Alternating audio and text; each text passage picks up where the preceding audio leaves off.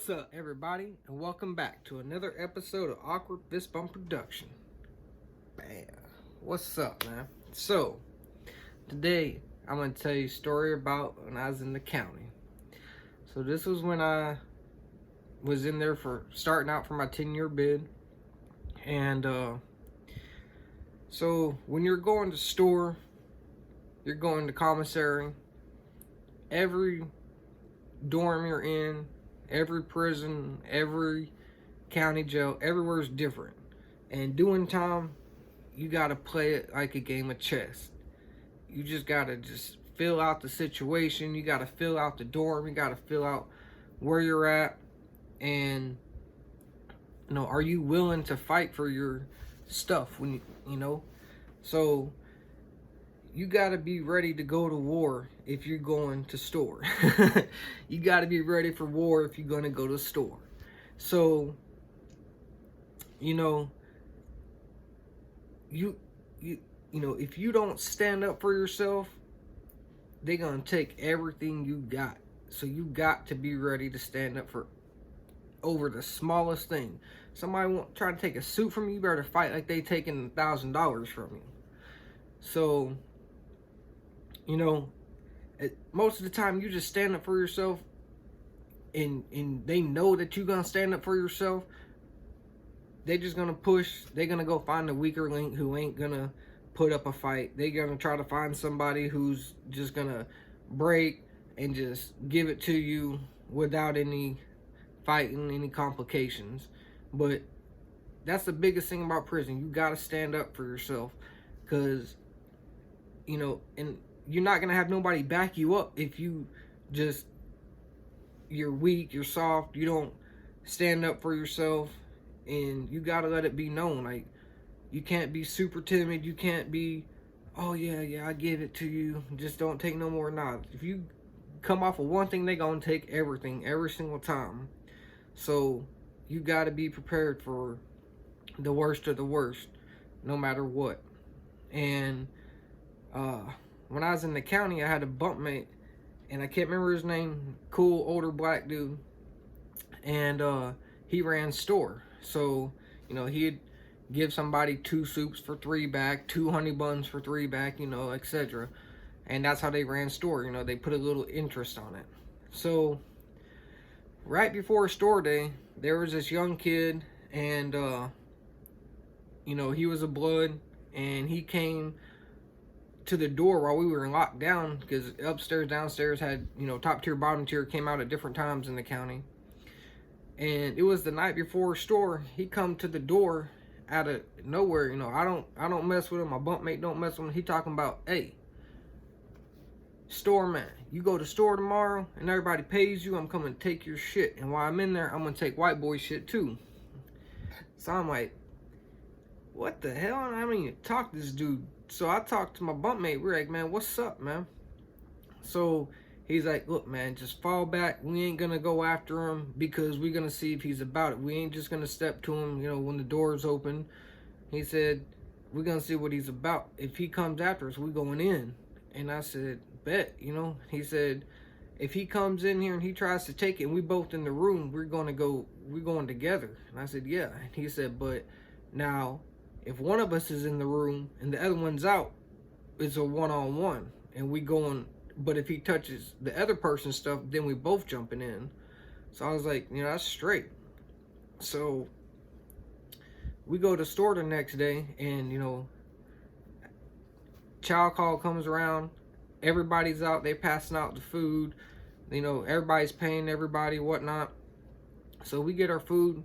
We put everything up in the cell. We walk out the cell, and buddy just ran up to my bunkmate. He didn't say nothing to me. He ran up to my bunkmate talking about, I'm going in the room taking y'all shit. So my bunkmate walks over, gets in front of the door and says, you ain't going nowhere in our room, bro. So he's like, bro, I'm going in that room and taking everything from both of y'all. So he said, man, then come on in there, let's get a 1.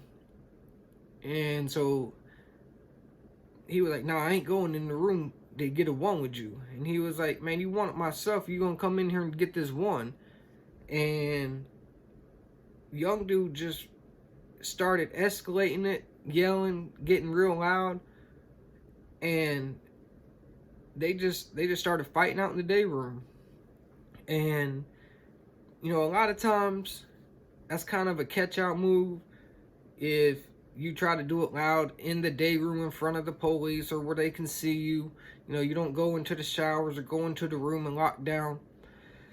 But so they start hitting, and my bunkmate had a pen in his pocket. He pulled out the pen, just an old big pen, and he just started hitting him on the chest. Bah, bah, bah, bah. And he probably hit him about 5-6 times, I don't know.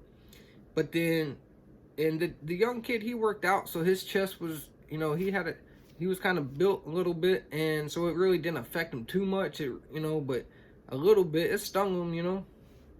And but they kept hitting, they was really fighting, and finally my bunkmate just caught him in the chin. And that's the first time when I was in the county I seen somebody get knocked out. And I mean, dude's whole body just locked up. As soon as he hit that chin, his whole body locked up and just bam, just fell straight back.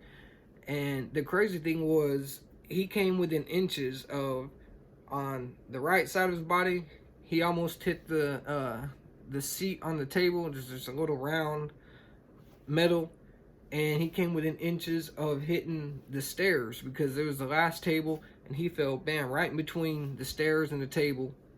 But if his body didn't completely lock up like that, and he moved an inch or two to the left or inch or two to the right, he would have busted his head all the way open. But he passes out, and you know, the police run in there, and they locked my bunkmate up. They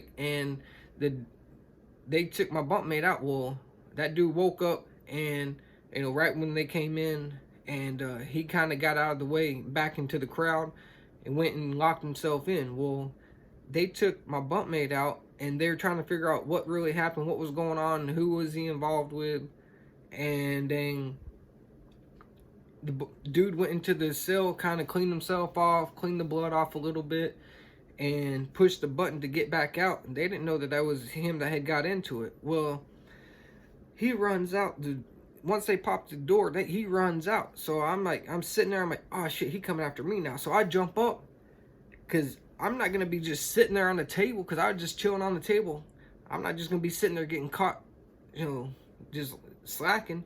So he runs, and I jump up, and I'm ready to go, and he runs right past me, and I'm like, what?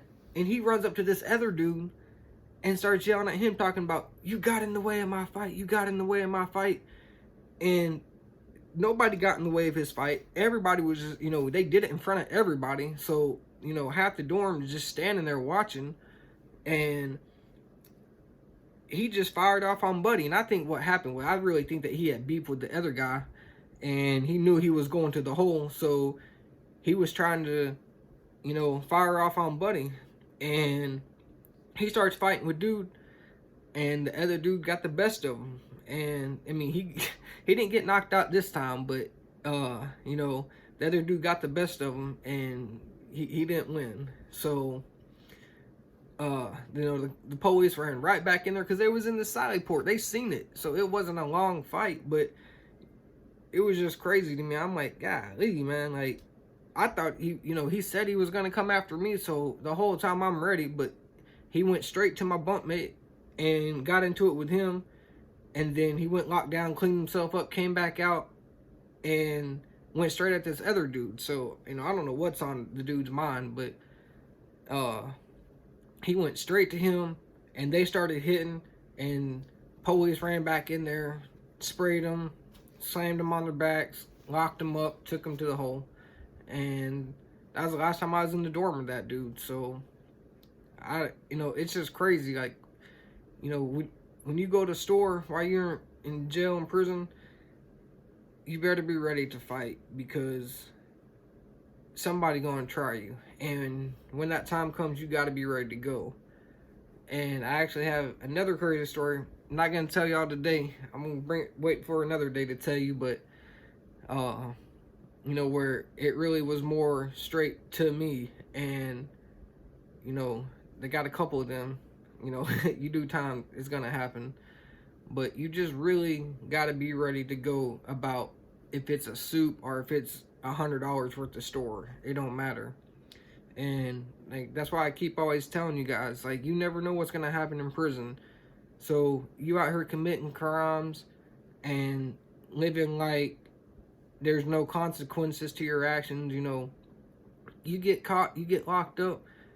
You know, you don't know what's gonna happen, and you don't know if it's gonna be a one-on-one fight. You don't know if it's gonna be you know, a gang of people jumping on you, you know, a group of people beating you up, and you know, you never know what's gonna happen. So before you even put yourself in that situation, just, you know, think about what you're thinking about. And I learned that in a class while I was in the county. It's like, think about what you're thinking about. Think about your actions, you know, like, or your thoughts, so your thoughts don't turn into actions. And, you know, if you start having thoughts of, oh, I want to go do this, I want to go do that, stop. Think about really what you're thinking about, and then be like, dang, the consequences to those actions could lead to a lot of time in jail and prison. And what could happen while I'm in there? You might have to kill somebody. Somebody might try to kill you. And you could turn your 3 or 5 or 10 year sentence into a death sentence, and or possibly get hurt and injured real bad yourself or killed yourself. You never know. So it's not the lifestyle you want to live. And you know, if you got somebody out there who's living that life, man, try to be a mentor for them. Try to help them out. And you know, that's one thing I want this channel to be. I want to help other people out. You know, yeah, we're gonna tell stories and we're gonna talk about it, but you know, it's not cool, man. That lifestyle is not cool. Being in prison ain't cool. You know, being at home, being a hard worker, you know, doing things to help your family out, support them, provide for them, you know, be the man or woman for your family and loved ones, and staying at home and out of trouble, man. That's a real man. That's a real woman. That's what you need to be doing in life. So, you know, I hope that these videos will help you out. I hope that, you know, you can learn from my mistakes before you make these mistakes yourself. And, you know, if you can, help somebody else out. You know, teach them the right ways, help them and from going down the same path I went and many other people have gone down, because 99% of the people that have been locked up are going to tell you the same thing, man. Change your ways before it's too late, because once you get in here, it ain't a guarantee you coming home. So with that, I appreciate y'all. I hope y'all leave a like, subscribe, share these videos, leave comments on these videos, and thanks for watching. Peace.